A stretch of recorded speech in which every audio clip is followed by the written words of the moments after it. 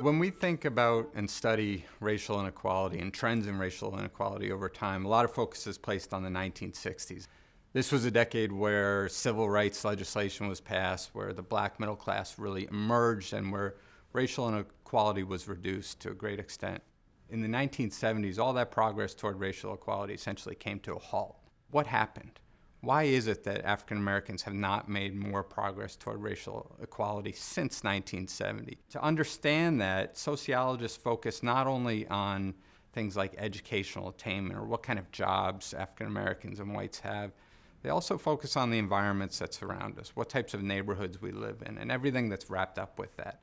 It's not just that poverty has become more concentrated, it's that the same families have been living in the most disadvantaged neighborhoods, poorest neighborhoods, most under-resourced neighborhoods. Once we begin to think about inequality over generations, as opposed to snapshots of an individual's life, then we start to get a very different picture about the consequences of living in a poor neighborhood. Where we go to school, the quality of the air we breathe, the social networks that we form, types of economic opportunities available to us. All of these things come bundled in space and affect the life chances of everyone that lives within a particular neighborhood. What I've been able to do is look at not only where families live right now, but where families have lived over time. The data that I use are based on the panel study of income dynamics, and this was a survey that was begun back in 1968 and started following a national sample of American families. They didn't just follow these families over time, they continued to follow the children. As they split off and formed their own households and moved across the country, the children continued to be followed, and their own children continued to be followed. The racial inequality that we see today when we look at where African American and white families live right now, is really a continuation of inequality that's been passed down across generations. About half of African American families have lived in the poorest quarter of neighborhoods, American neighborhoods, not just right now, not just in a single generation, but over consecutive generations. When we look at whites, this is extremely rare. Only about 7% of white families live in poor neighborhoods over multiple generations.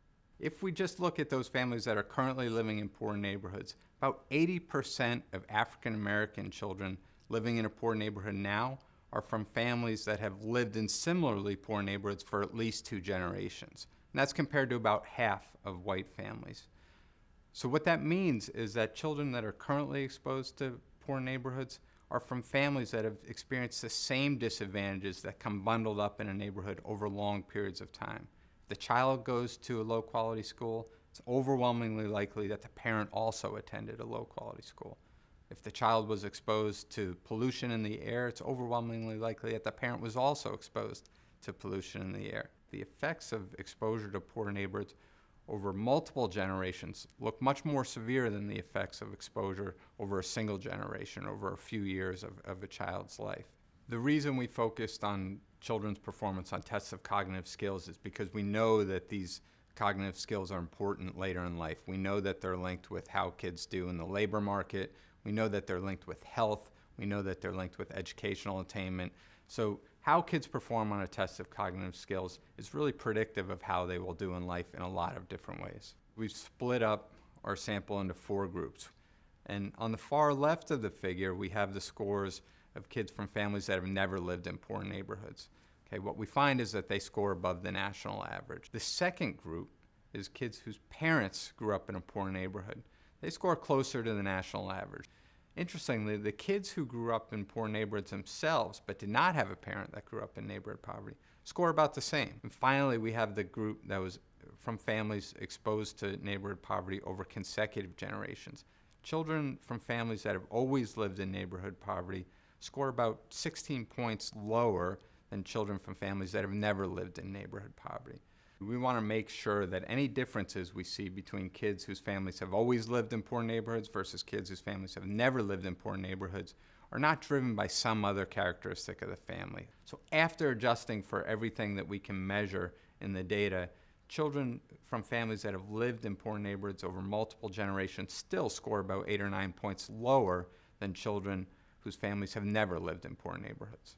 That's about the equivalent of missing 3 to 4 years of schooling. So when we take this multi-generational perspective on neighborhood inequality, then these patterns of persistent racial inequality become a little more clear. It becomes a little easier to explain why racial inequality has been so persistent over time. We need to think about policies that provide more than a short-term excursion out of poor neighborhoods. We need to think about durable urban policies. They're policies that have the capacity to reach multiple generations, to create sustained changes in families' lives and in the places in which they live. Because we haven't had that many urban policies that have really been able to withstand shifts in the political mood and to be sustained over time without being diluted in the political process or abandoned after a few years.